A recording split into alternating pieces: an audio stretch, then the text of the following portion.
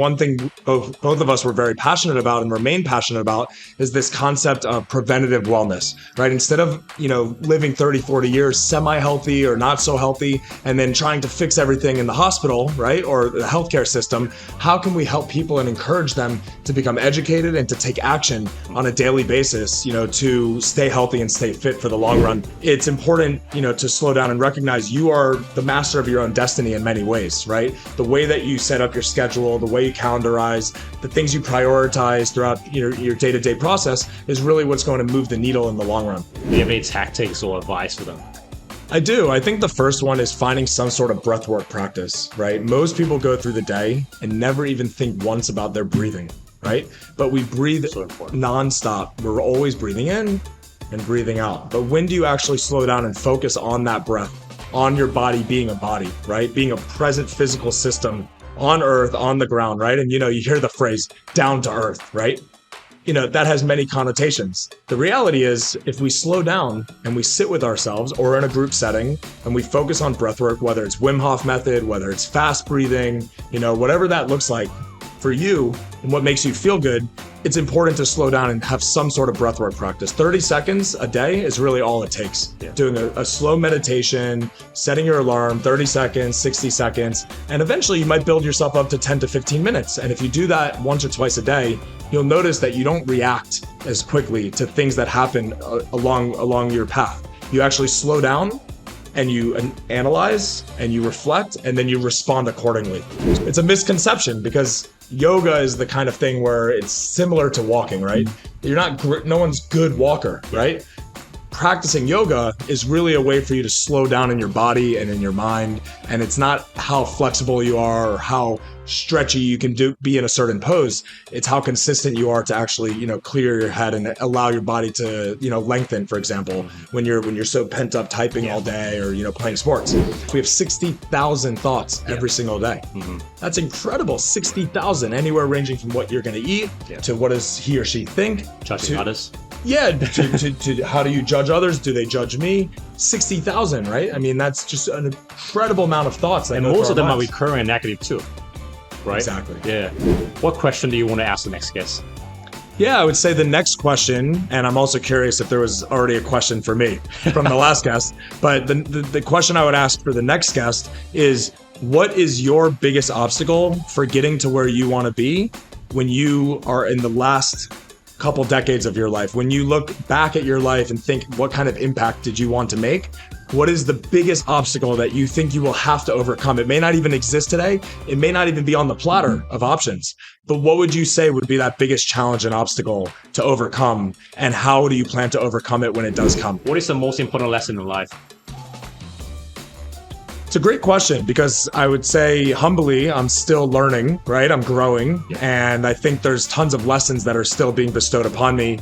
But as of today, I would say the biggest lesson is communication is so critical, right? Being able to communicate effectively, share your feelings, your thoughts, what's true and relevant for you, what is authentic is probably the most important thing you can do in life. So many people I've seen through the course of my life do not communicate their true desires, do not communicate what their true beliefs are, right? They bottle them. They want to make their parents happy. They want to, make their teachers happy, for example. They don't even know what their authentic self looks like. So I would say the biggest lesson is slow down, similar to the concepts we talked about within Brutal Buddha, to really get clear on what it is authentic to you and what is going to make you feel the best about your life when you get to the kind of the last quarter of life, so to speak, right? Over time. And really stop looking for that validation, like you said, whether it's from your parents, from your peers, or from the person you love. I mean, at some point you gotta, a while back, I spoke to this life coach, Matt Lane, and the way he described authenticity is we need to come to terms with our good and bad and ugly and the weird, right? Because if we don't love ourselves, right, we can't expect other people to love us. Hey guys, thank you so much for following this channel and making our podcast into the top 3% global podcast ranking. When I started a year ago, I didn't think anyone would listen to this podcast, but it was you who made this a success. Now, before you watch the full video, please do me a small favor. Please hit the subscribe button to help me understand a bit more about your experiences and how we can improve our contents. In every video, I have a deep conversation with someone whom I've recently met. We talked about different topics, including mental health, mindset, entrepreneurship, career, and most importantly, their stories on how they transformed themselves from their younger self. I hope these conversations are useful to you and can bring you new perspectives. Please enjoy. All right. Welcome back to the new episode on Transformative Purpose. This episode is all about our health and our mind. And thank you so much, South Lane, for sponsoring this beautiful venue so I can have a conversation with Evan today. Evan is the co-founder of Brutal Buddha. He and his best friend, Ro, is on a mission to help active men seeking balance live longer and healthier lives. They have built the world's most comfortable 3-in-1 active shorts for men. Welcome, Evan. I'd love to chat to you about several topics: men's health, your active shorts. I know you patented your technology. Yep. And we'll be asking Evan to show us a few moves that are good for your body and for your mind. Should we get into it, Evan? Let's get into it. Thanks for having me here, Aaron. It's really exciting. Yeah, you've got an incredible journey. I saw that you were in finance before, right? Before you had this adventure. Tell us about your journey, mate. It's been an amazing journey. So I was lucky enough to try a few things leading up to Brutal Buddha. I was pre-med, so I worked in hospital systems and healthcare administration for a while. Then I transitioned to healthcare technology. And since then, I've basically been in sales, marketing, or people leadership through the course of my 20s. Since I turned 30, I've been working on Brutal Buddha and this initiative for preventative health and wellness, along with my co-founder, Ro. Yeah. So how did that idea come about? So it started off by going to the Canton Fair, exploring physical products that we could, essentially bring to market to help more and more people live a better life, right? So we always thought about how can we add value to people at mass, right? And one thing both of us were very passionate about and remain passionate about is this concept of preventative wellness, right? Instead of, living 30, 40 years semi-healthy or not so healthy and then trying to fix everything in the hospital, right? Or the healthcare system, how can we help people and encourage them to become educated and to take action on a daily basis, to stay healthy and stay fit for the long run. And that's why we focus on longevity. Yeah, because a lot of the stuff that we do are reactive, right? The medicine we take. Correct. Whether you go on diet, try to cut, 10 pounds, 20 pounds here and there. That's right. I feel like the actions, like you said, we take most of the time are reacting to the symptom of a bigger issue. Would you agree to that? Couldn't agree more. You hear it a lot on the Huberman Lab podcast, Dr. Peter Attia. You hear it from Tony Robbins with his new book that has come out about a year and a half ago called Life Force. Yeah. It's really obvious that the more educated we are about things that are coming up in the future, ways to enhance our lives, ways to live a better life on a day-to-day basis, it would be foolish to just look past those things and not really take them to heart. Mm-hmm. Could you tell us a few or clarify a few myths around preventive health? What are some of the lessons our followers can take away today? 100%. I think the thing people think over time is you can fix things quickly by maybe working out like crazy for 2 months, right? And burning the fat and getting in aesthetically good shape. Or you may go on a fad diet, right? Maybe, and for some people it really works, right? You look at keto, you look at, the Atkins diet. These things may work for some people, but generally speaking, we focus on the concept of balance, right? Matching your hard work, your focus, your energy, your intensity, which is the brutal side of Brutal Buddha, with the Buddha side, which is more of the Zen mindfulness meditation. Finding that holistic balance, for men and women alike, but with our focus as a male apparel brand, we definitely feel that men, especially in times of distress, tend to lean one way or the other, right? Versus finding that middle ground. I think it's just in the nature, right? As men, we take on a lot of burden. We take on a lot of pressure. We don't necessarily have the right tools to grieve. There's stigmas in society about how you should express yourself, how to emote. And there's a difference in opinions, right? Everyone has a different opinion about how to go about life and how to express yourself. So, we believe that it's important to slow down and to see the big picture and to see the long-term horizon, right? And that's why longevity and preventative health is so important to us. Yeah. This is the yin and yang what you talk about on your website, right? Precisely. Yeah, having a bit of balance. What have you struggled with personally? I think it's pretty broad. So in the course of my entire life, I've always struggled with slowing down, right? I definitely like to push. I like, fast pace, high energy. I was a basketball player for many, many years. You That know, explains the height, hey? yeah, exactly. Or vice versa, right? The height explains the basketball. And I've always found that whether it's academics or pursuit of my career or, even enjoying life, traveling, I've been to over 60 countries, for example. Wow. It's always been something I've wanted to do is push, push, push. But I've learned over time to kind of allow the universe, to work its way out for me and to kind of take a breather, focus on tips and tricks and mindfulness that I've learned over the last 5 years. Yeah. So at what point did you kind of go, you were going too fast? Is time to slow down? Did you have a health scare? What was the trigger? Yeah, it's a great question. I don't think I had a firm trigger, one specific thing, but I think over time I've started to recognize that I feel a little sluggish or I don't feel like I'm performing at my absolute best because I push so hard and maybe I'm not getting the right sleep, maybe I'm relying too much on coffee for example. So that's kind of transformed over the last several years. When I was studying medicine and I was, looking to go the medical route, I found that I was, up till 3, 4 a.m. studying. I'd get up at 7 Same a.m. here. Yeah, it just was not really worth it. And obviously, you've done incredible things in your career. You pushed really hard. You're international. So we have some similarities. But I would say, yeah, there was no very, very specific trigger point other than, I've just kind of watched and observed my health and wellness over the years. And it's continued to stay, pretty good, but it's never been at the peak performance that I had when I was more balanced when I was in a high school, for example, right? So it's part of my character, it's part of my nature and my personality. And I think that's, where you have to find that yin to the yang, so to speak, Yeah. and vice So versa. so how would you describe your system then versus your system now? I mean, how does your day look like now compared to what you were before? Before meaning before Brutal Buddha, Well, yeah, generally.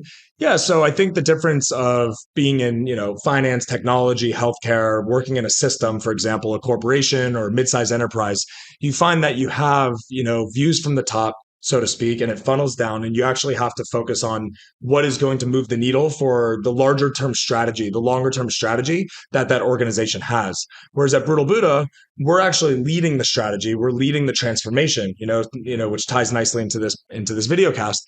It's important, to slow down and recognize you are the master of your own destiny in many ways, right? The way that you set up your schedule, the way you calendarize, the things you prioritize throughout your day-to-day process is really what's going to move the needle in the long run. yeah. So what are some of the ways that our audience can sort of slow down? Do you have any tactics or advice for them? I do. I think the first one is finding some sort of breathwork practice, right? Most people go through the day and never even think once about their breathing, right? But we breathe So important. nonstop. We're always breathing in and breathing out. But when do you actually slow down and focus on that breath, on your body being a body, right? Being a present physical system on earth, on the ground, right? And you hear the phrase down to earth, right?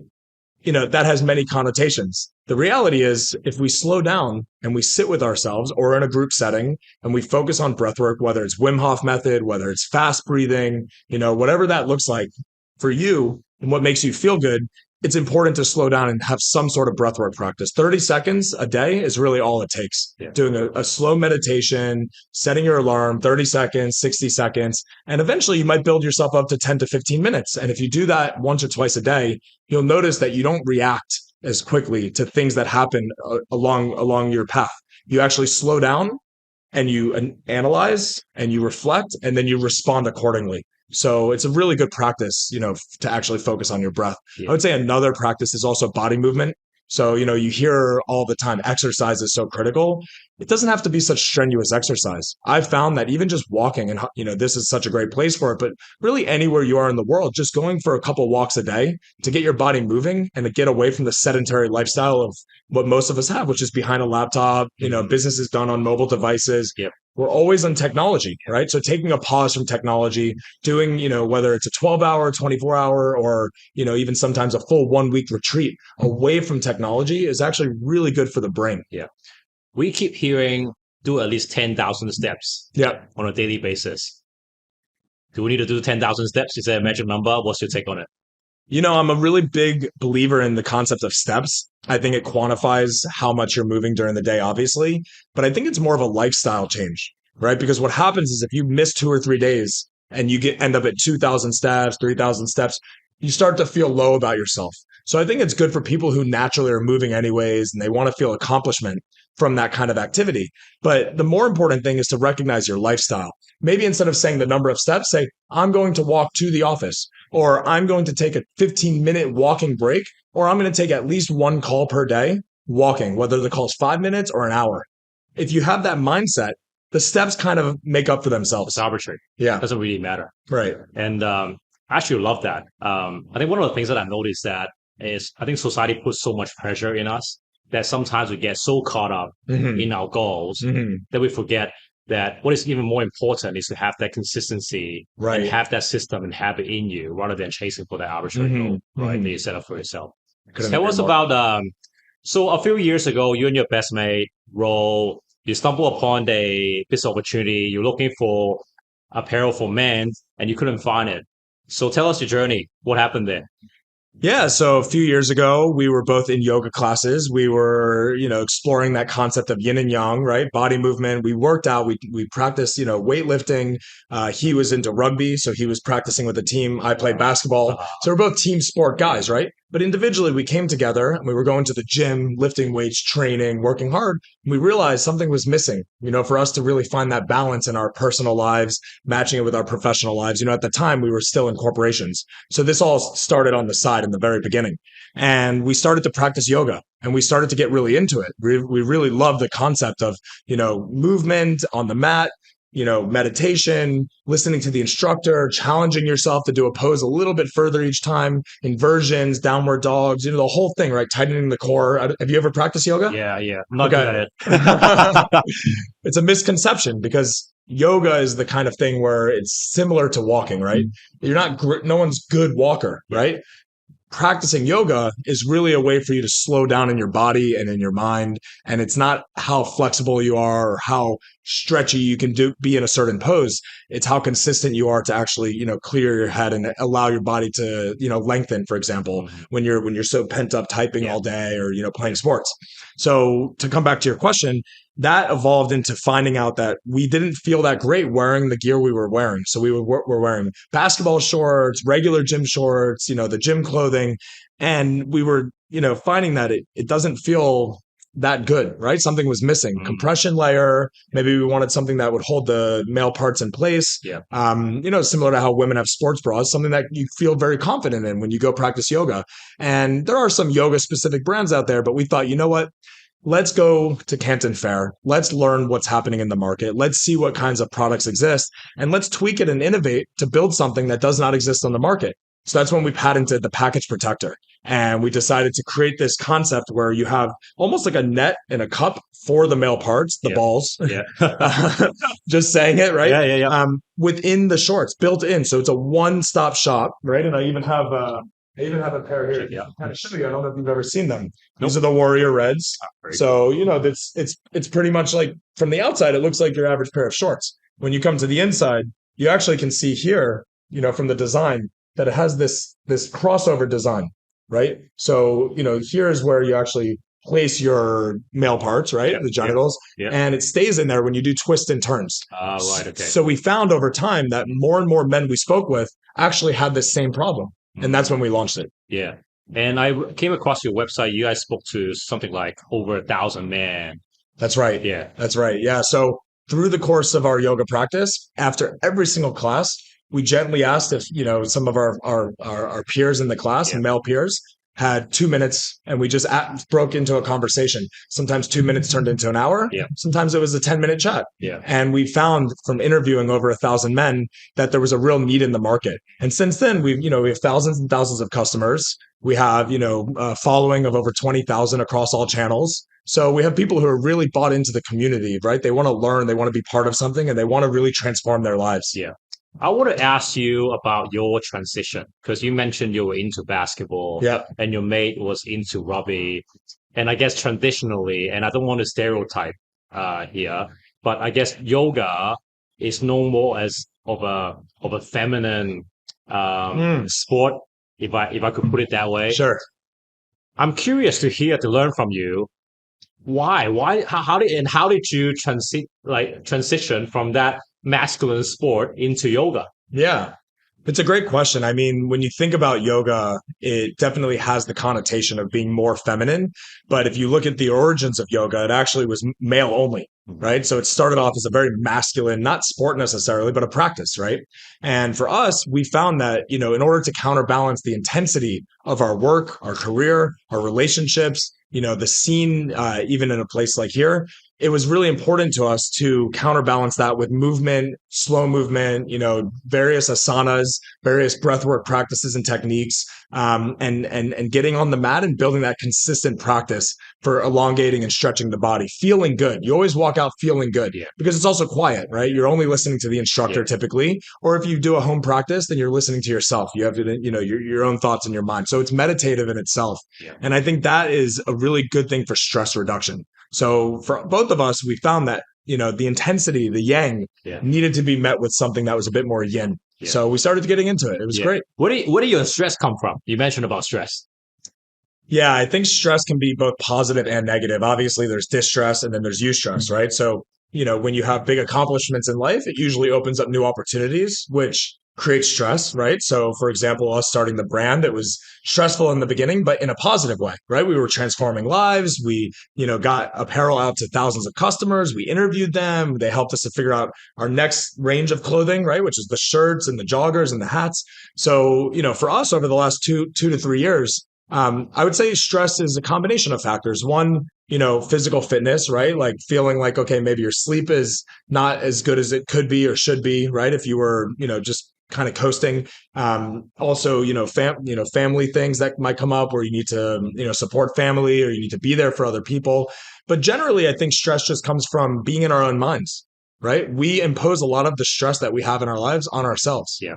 And that's where breath work and mindfulness and meditation can really counteract those, deep thoughts. We have 60,000 thoughts every single day. Mm-hmm. That's incredible. 60,000, anywhere ranging from what you're going to eat to what does he or she think. Judging others. Yeah. To how do you judge others? Do they judge me? 60,000, right? I mean, that's just an incredible amount of thoughts. That And go most through of them our are minds. recurring and negative too, right? Exactly. Yeah.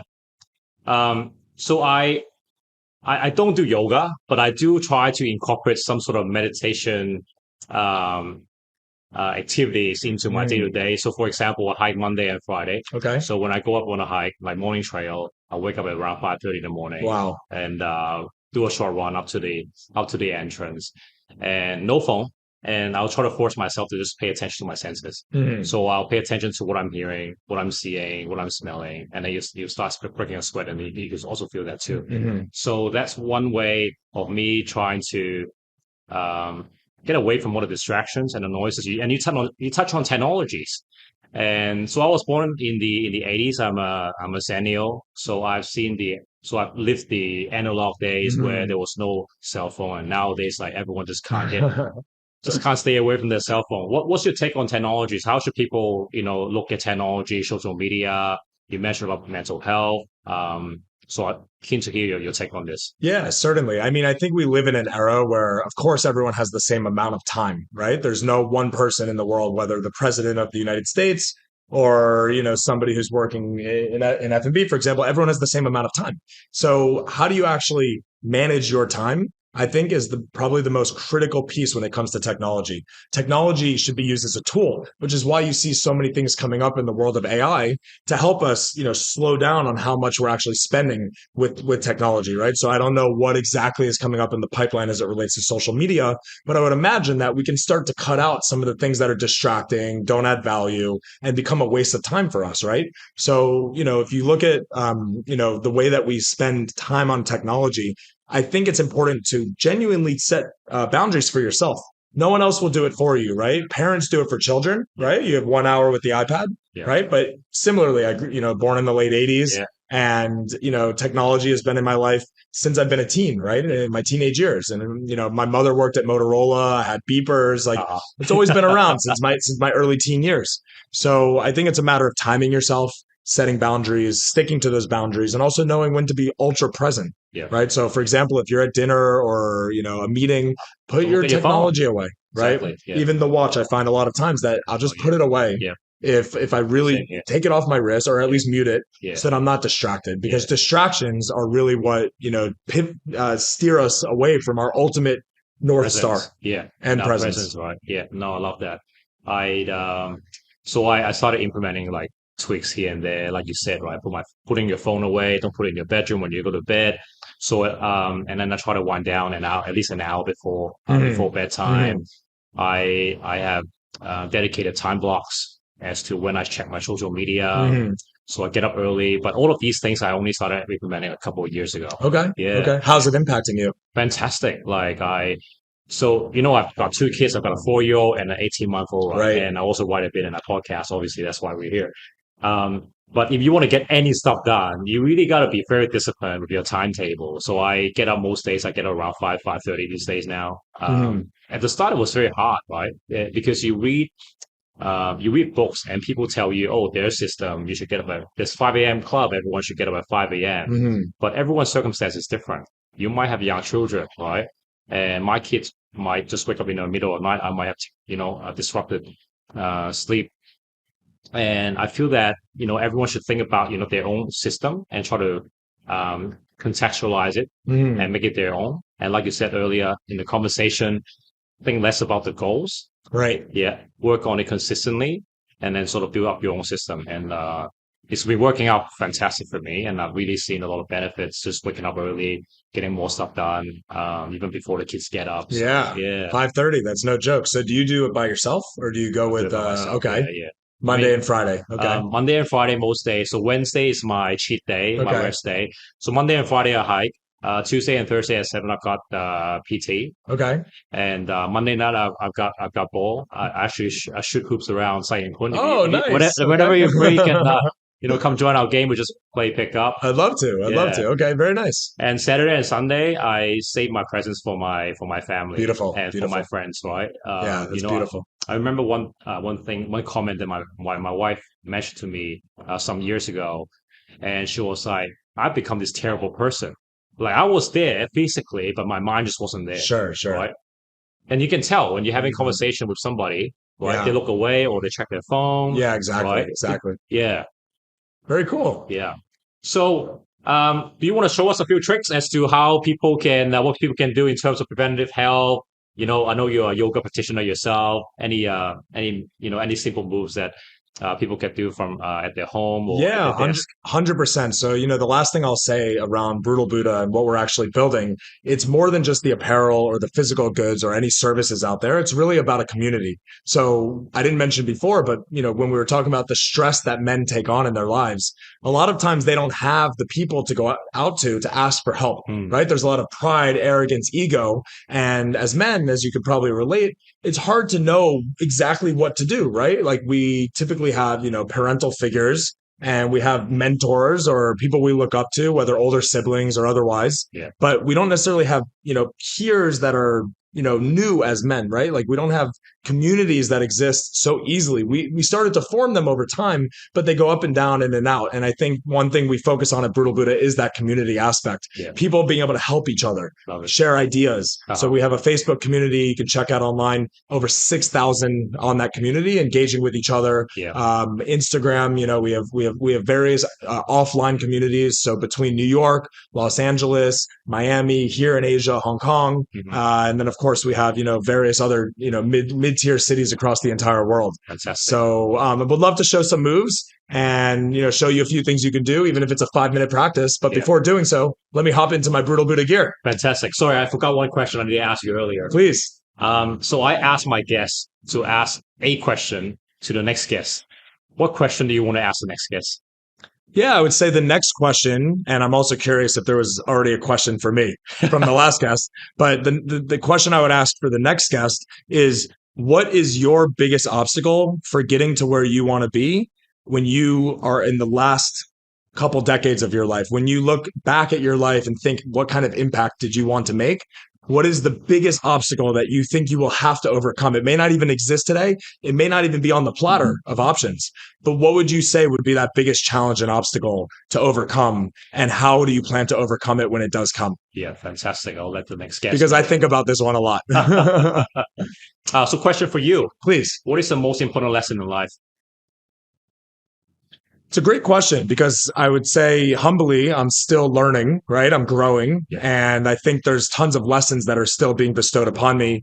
But as of today, I would say the biggest lesson is communication is so critical, right? Being able to communicate effectively, share your feelings, your thoughts, what's true and relevant for you, what is authentic is probably the most important thing you can do in life. So many people I've seen through the course of my life do not communicate their true desires, do not communicate what their true beliefs are, right? They bottle them. They want to make their parents happy. They want to, make their teachers happy, for example. They don't even know what their authentic self looks like. So I would say the biggest lesson is slow down, similar to the concepts we talked about within Brutal Buddha, to really get clear on what it is authentic to you and what is going to make you feel the best about your life when you get to the kind of the last quarter of life, so to speak, right? Over time. And really stop looking for that validation, like you said, whether it's from your parents, from your peers, or from the person you love. I mean, at some point you gotta, a while back, I spoke to this life coach, Matt Lane, and the way he described authenticity is we need to come to terms with our good and bad and ugly and the weird, right? Because if we don't love ourselves, right, we can't expect other people to love us. Right? That's true. And every now and then you're gonna get rejection from other people, and that's okay. I think people reject you, they don't really matter. And for one person that says no to you, I think there are 10, 20 others that are waiting to accept who you are. So I think very wise words. Thank you for that. And I guess we'll come back for round two. Once we've changed into our gear, yeah? Yeah, let's do it. Let's have some fun. Good having you, man. It was a pleasure. Thanks so much, Aaron. Thank you. Yeah, stay brutal. Hey guys, welcome back to part 2. Evan is going to help us do some demo. Yeah.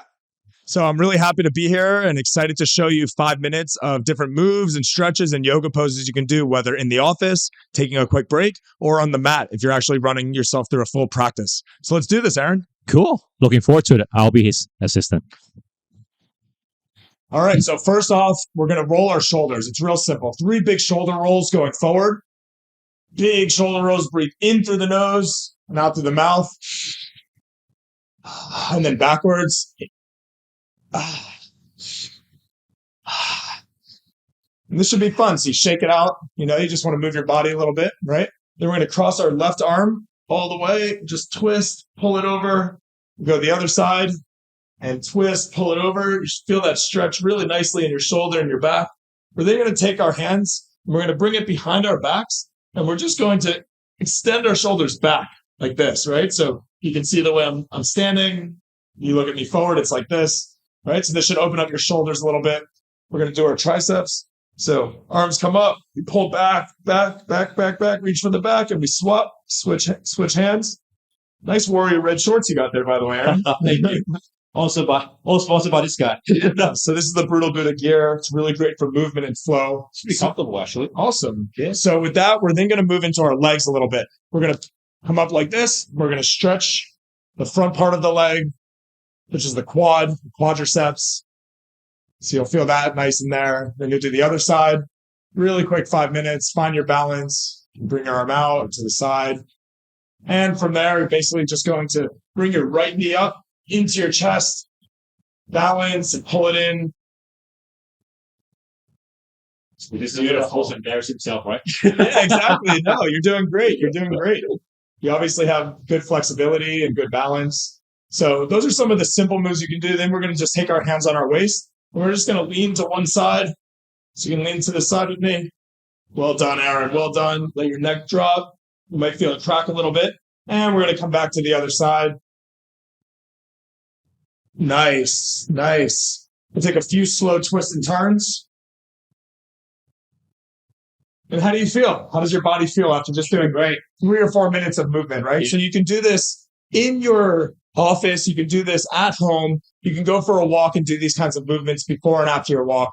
but I will do a couple minutes of just a little bit more complex poses. And I'll leave that to the master.